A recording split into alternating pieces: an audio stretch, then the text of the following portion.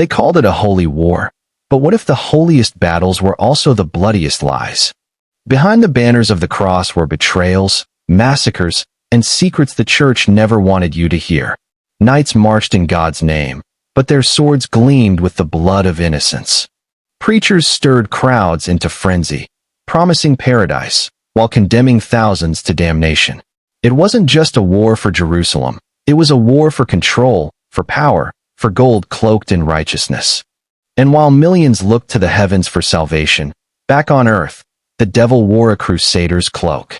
Whispers echo through forgotten halls of monasteries, scrolls hidden, names erased, truths buried beneath centuries of holy smoke. Some say the Crusades were divine missions. But if you look closer, beneath the shining armor and sacred hymns, something far more disturbing emerges. This is not the history you read in textbooks. This is the history they warned you not to question. Subscribe, stay with me, as we uncover the darkest secrets of the Crusades you were never taught in school. In the year 1095, a single voice echoed from the heart of Christendom and changed the course of history forever. Pope Urban II, standing before a crowd in the French city of Clermont, lifted his hand toward heaven and cried out a call that would awaken both devotion and destruction. He spoke of atrocities in the East, of Christian blood spilled, of sacred lands desecrated. He spoke of duty, of salvation, of God's will. And when he finished, the crowd erupted. Deus vult, they cried. God wills it. The words spread like wildfire. It was the spark that lit the fuse of the First Crusade. Tens of thousands, knights, peasants, priests, even children, took up the cross, not just to reclaim Jerusalem, but to cleanse their souls, earn heaven, escape poverty, or seek fortune in distant lands. But what history seldom questions is why that call came when it did. The Seljuk Turks had indeed taken control of Jerusalem. Pilgrims were facing new restrictions. But behind the cries for liberation was a crumbling Byzantine empire begging for help, and a Western church eager to unify its fractured followers under one divine banner. Urban saw opportunity. He saw a way to bind kings and nobles to the church, to heal the schism with the East, to redirect violent knights away from Europe and toward a common enemy. It wasn't just about the Holy Sepulchre. It was about power, influence, control. And so, with the weight of heaven behind him, the Pope didn't just launch a pilgrimage, he authorized a holy war. But was it truly about faith, or was it a bloody power grab masked by divine will? Because the moment the Crusaders stepped into the East, the mission of mercy became something else entirely. Secret number 1, the Pope's hidden agenda. While Pope Urban II stood before the Council of Clermont and preached salvation, redemption, and the sacred duty to liberate the Holy Land, another mission was unfolding, one that had nothing to do with Jerusalem's holy stones. Behind the stirring sermons and heaven-bound promises, there were calculations, silent, meticulous calculations. At the time, Europe was a continent bleeding from within, fractured kingdoms, rival warlords, nobles constantly at war with each other. The Catholic Church, too, was under siege, its moral authority weakened by internal corruption, and its influence challenged by secular kings. Urban saw what others didn't, or perhaps refused to see. The church was losing its grip. But what if he could unite the chaos under one sacred cause? What if he could redirect the violence outward, turn bloodlust into holiness, and crown the church as the spiritual and political center of the Western world? And so, letters were written, alliances forged. Chroniclers later recorded that Pope Urban's personal correspondences weren't just about saving Jerusalem. They emphasized glory, control, order. One letter from Urban to the faithful in Flanders makes it clear. Crusaders were offered complete forgiveness of sins, but not just to save souls. It was a tool, one of the most powerful manipulations of guilt and grace in human history. And it worked. The First Crusade ended not only with the capture of Jerusalem in 1099, but with something even more victorious for Rome, a surge in papal power. After the blood had dried on Jerusalem's streets, after tens of thousands lay dead, after mosques were desecrated and synagogues set ablaze, Urban never lived to see it. He died just 2 weeks after the city was taken, but his legacy was sealed. The Pope was no longer just a religious figure. He had become something far more, a war maker, a king without a crown, a spiritual general commanding armies across continents. Did Urban save souls, or just his own influence? Let me know your thoughts below. But the Pope wasn't the only one with a hidden motive. Because the moment Jerusalem fell, so too did any illusion of mercy. Secret number 2, the Jerusalem massacre, 1099.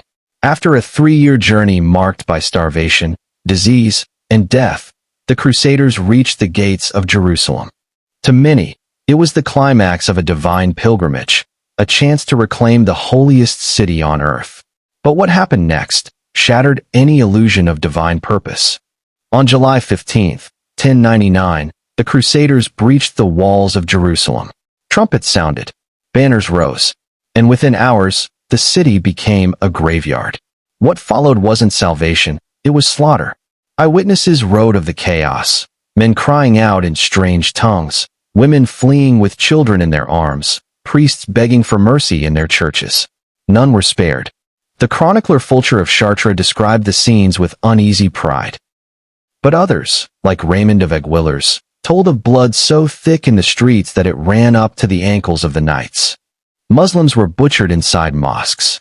Jews, who had taken refuge in their synagogue, were burned alive as the building was set ablaze, some singing psalms as the flames consumed them.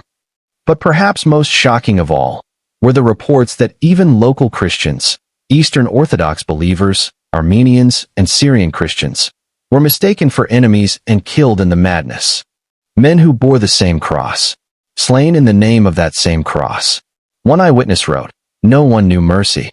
The sword did not distinguish sinner from saint. The holiest city in Christianity drowned in blood." The Crusaders marched barefoot through the carnage, singing hymns as they made their way to the Church of the Holy Sepulchre. Some called it a victory. Others called it a miracle. But for those who lay dying in the alleys, in the temples, in their homes, it was a nightmare carved into stone and bone. This was the city of Christ, yet the cross was drenched in innocent blood. And still, this was only the beginning. Secret number 3, the Children's Crusade. If you thought the Crusades were only fought by armored knights with banners waving under the sun, you were wrong. Because in 1212, a different kind of army began to march. One without swords, without strategy, without armor. They were children. Thousands of them, some as young as 7, left their homes across France and Germany, claiming to be led not by kings, but by visions. Visions of angels, of Christ himself. They believed the seas would part before them, that the Holy Land would be won, not by blood, but by purity. Their leaders? A shepherd boy named Stephen of Cloyes, and a German child named Nicholas. They claimed they had been chosen to succeed where armies had failed. But what unfolded was not a miracle. It was a tragedy of unspeakable proportions. As these children marched south, through blistering heat and foreign lands, many began to die. Of hunger, exhaustion, exposure. Some were captured along the way, sold into servitude by those who saw only opportunity in their innocence. But the worst betrayal came at the very end, when they reached the port cities of Marseille and Genoa, expecting ships to carry them across the sea. What they found instead were men with contracts. Merchants offered them passage. Free of charge, they said. But history tells another story. Some of those ships were never seen again. Chroniclers would later record that 2 of the ships sank in a storm, killing everyone on board. The rest vanished. Those children were never heard from again. Others were taken to North Africa, sold into slavery. Precious few ever returned. No one knows exactly how many died. Some say 5,000. Others, 30,000. And while the numbers blur through time, one thing remains clear. They set out with crosses on their backs and disappeared into silence. No battle, no trumpet, no glory, just thousands of children swallowed by the shadows of history. The crusade meant to be led by innocence ended in betrayal. And while the church would later distance itself from the march, it never stopped the preaching, never stopped the stories, never stopped the dream. But whose dream was it really? Theirs, or someone else's? Innocence weaponized, hope devoured, and the Holy Land no closer than before. What do you think really happened to those children? Let me know your thoughts below. Secret number 4, Crusades turned against Christians. When you hear the word crusade, you think of Christian armies marching against Muslim forces, clashing over Jerusalem, battling for the Holy Land. But what if I told you, one crusade never even made it to the Holy Land? What if I told you, it turned its fury not on Islam, but on Christianity itself? In the year 1202, the Fourth Crusade was launched. Its goal, once again, was Jerusalem. But Jerusalem would never be touched. Through a tangle of debts, broken deals, and Venetian manipulation, the Crusaders found themselves stranded, desperate, angry, and in need of a new target. And then, an opportunity emerged. Constantinople, the jewel of the Eastern Christian world. A city of spires, relics, and sacred libraries. Home to Orthodox Christianity. A Christian city, yes, but one that had long been at odds with Rome. The Crusaders, driven by greed, promises of riches, and whispers of papal approval, did the unthinkable. They laid siege to Constantinople. In April of 1204, they broke through the walls. What followed was one of the darkest days in Christian history. Churches looted, relics stolen, altars shattered, nuns raped, monks slaughtered in their cloisters. The Hagia Sophia, the greatest cathedral in Christendom, was defiled. Crusaders rode their horses through its marble halls. One even sat upon the patriarch's throne, mocking the very sanctity they claimed to protect. Holy icons were melted for their gold. Sacred books torn apart. The Library of Constantinople, home to texts dating back to ancient Greece, was ravaged and burned. And when the smoke cleared, the city was broken. The Byzantine Empire never recovered. This single act of betrayal deepened the split between the Roman Catholic and Eastern Orthodox churches, a wound that remains to this day. And the Crusaders? They didn't look back. They carved up the empire, crowned their own Latin emperor, and marched away, pockets full, souls hollow. Was this still a crusade, or something else entirely? Had the Crusaders lost their way, or revealed what the Crusades had always truly been? Comment your thoughts below. Secret number 5, Crusader greed and treasure. They said it was about the cross, about saving Jerusalem, about God. But as the dust of battle settled and the hymns of victory faded, something else began to glitter in the ruins. Gold. Beyond the sermons and swords, the Crusades became a gold rush.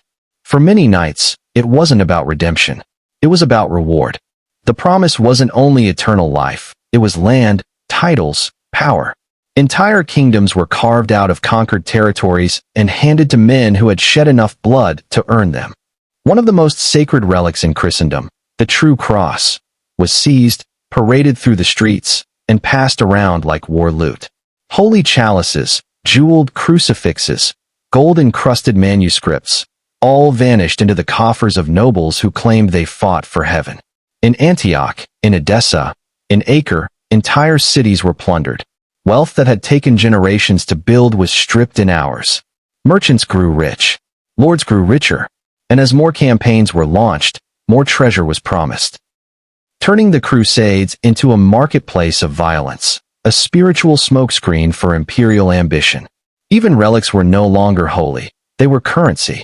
The bones of saints, thorns from Christ's crown, splinters from the Holy Cross, real or forged, were bought, sold, and bartered in Europe like magical tokens of divine favor. The church, too, grew fat. Cathedrals rose across Europe, their foundations built on stolen gold and crusader tribute. But with every golden chalice taken, with every jewel-encrusted relic shipped west, something else was lost. The soul of the crusade. Was this truly a war for God, or a massed campaign of greed? And if the treasure mattered more than truth, was it ever holy to begin with? Do you believe the Crusades were about faith or fortune? Let me know in the comments below. Final revelation, the Crusades' legacy today. Some say the Crusades ended in the 1200s, but that's only half the truth. Because while the armies laid down their swords, the scars they left behind never truly faded. Their shadow still lingers. In the Middle East, in Europe, even in modern politics, the echoes of the Crusades continue to shape how faith, war, and identity collide. East and West still bear the weight of what was done in God's name. Jerusalem, the city once soaked in blood by Crusader steel, remains at the center of religious and political firestorms.